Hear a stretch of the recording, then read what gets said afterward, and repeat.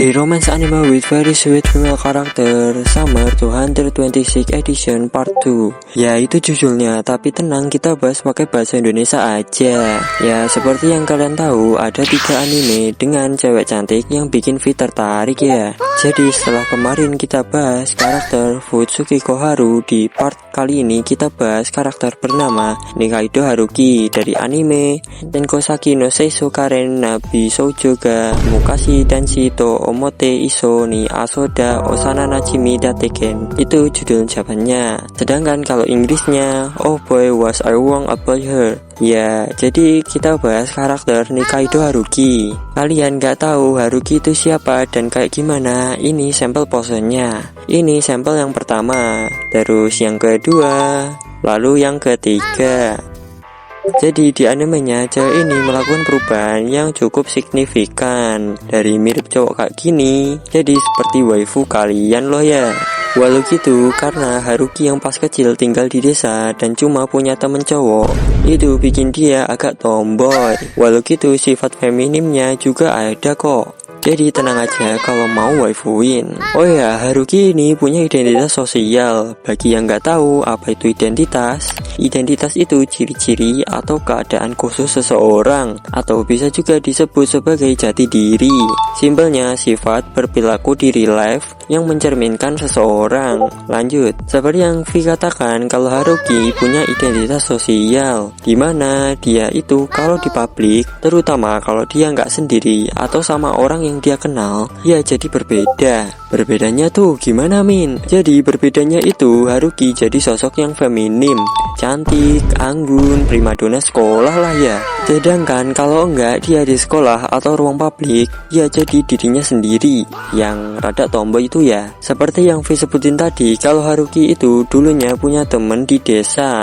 Dia itu bernama Kirishima Hayato. Sebenarnya Vi juga ingin kasih info yang banyak, cuma jatuhnya nanti spoiler berat loh ya. Jadi sekitar episode 1 aja ya, kayak kemarin. Oke, lanjut. Jadi seperti yang Vi katakan, kalau Haruki itu dulunya tinggal di desa, tapi suatu hari keluarga mereka pindah ke kota. Sebelum itu Haruki sama Hayato bikin janji kalau mereka akan bersahabat selamanya. Ya janji masa kecil emang manis ya, kalian punya nggak? Tapi setelah 7 tahun berlalu, Haruki di kelasnya dapat murid pindahan yang ternyata itu Hayato. Haruki itu nggak bisa langsung nyapa ya, soalnya kayak yang Vi katakan tadi, kalau dia tuh punya identitas sosial, dan lagi dia itu idaman satu sekolah loh ya. Sekalian Haruki itu mau lihat ekspresinya Hayato pas tahu kalau dia itu cewek loh ya.